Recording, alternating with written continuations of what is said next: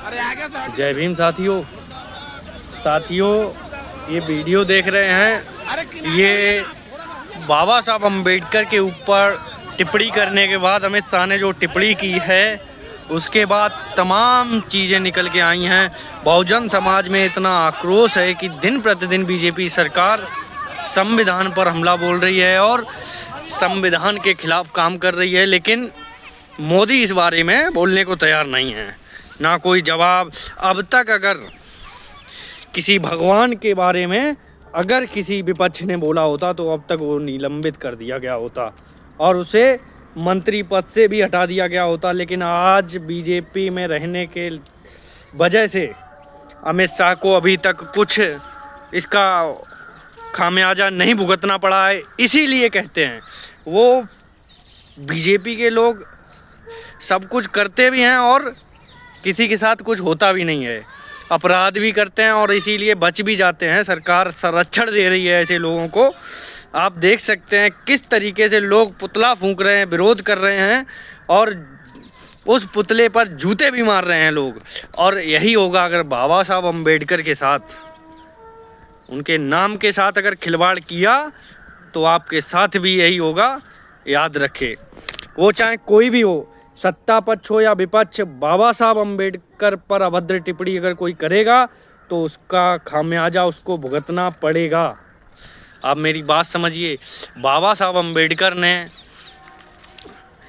जो उन्होंने कहा कि वो इतने दिन भगवान का नाम लेते तो स्वर्ग पहुंच जाते। अरे स्वर्ग का रास्ता हमें दिखाने वाले बाबा साहब अम्बेडकर ही हैं। उस नरक से जिसमें हमें कपड़े पहनने की आज़ादी नहीं थी, हमें बोलने की आज़ादी नहीं थी, हमें खाने पीने की आज़ादी नहीं थी, पेट भर खाना नहीं मिलता था, काम हमसे ज़बरदस्ती करवाया जाता था, बंधुआ मजदूरी हमसे करवाई जाती थी, वो सब छुड़वाकर बाबा साहब अम्बेडकर ने आज हमें अपनी मर्जी का मालिक बना दिया और आज हम अपने घर के राजा खुद हैं। ये बाबा साहब अम्बेडकर के संविधान से, बाबा साहब अम्बेडकर की वजह से है। अगर बाबा साहब अम्बेडकर ना होते तो आज हम यहाँ पर खड़े होकर बोल नहीं रहे होते। तो बाबा साहब अम्बेडकर की वजह से आज मैं जो कुछ भी हूँ उनकी वजह से हूँ। और ये जो मनुस्मृति वाली बातें जो की जा रही हैं वो ध्यान रखें। बाबा साहब अम्बेडकर के नाम के साथ खिलवाड़ करने की कोशिश मत करना, उनकी चीज़ों के साथ और उनके नाम के साथ। ये बात याद रखना, क्योंकि अम्बेडकरवादी जब गुस्सा होगा ना फिर संभलेगा नहीं। ये भी याद रखना। ये संसद में बाबा साहब अम्बेडकर की मूर्ति नहीं लगाई इन्होंने, लेकिन आज संसद बाबा साहब की तस्वीरों से भरा पड़ा है। लोग संसद के ऊपर चढ़ रहे हैं, उनको वहाँ से उतारा जा रहा है और हर व्यक्ति, हर सांसद के, विपक्ष के हर सांसद के हाथ में बाबा साहब अम्बेडकर की तस्वीर है।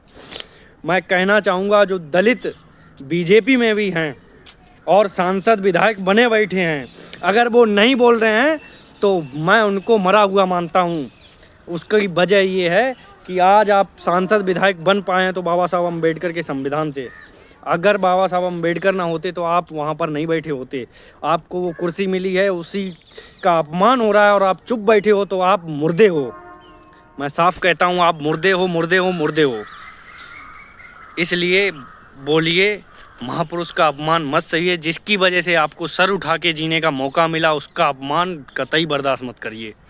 चाहे वो किसी के भी सांसद विधायक हो, आप किसी भी सरकार में हो, लेकिन बाबा साहब अम्बेडकर के सम्मान की बात जब आए तो हम साथ हैं। हम समाज के लोग हैं, बहुजन समाज के लोग हैं। हम अपमान बाबा साहब अम्बेडकर का नहीं सहेंगे।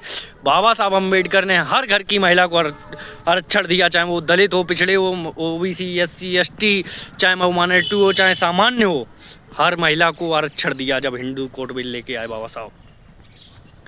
इसलिए सभी लोग उनका सम्मान करिए। बाबा साहब अम्बेडकर ने भारत के हर नागरिक के लिए ज़्यादा से ज़्यादा किया है, इसलिए सभी लोग उसका सम्मान करिए। अपमान करने की कोशिश मत करिए, वरना आपको खामियाजा उसका भुगतना पड़ेगा। जय भीम।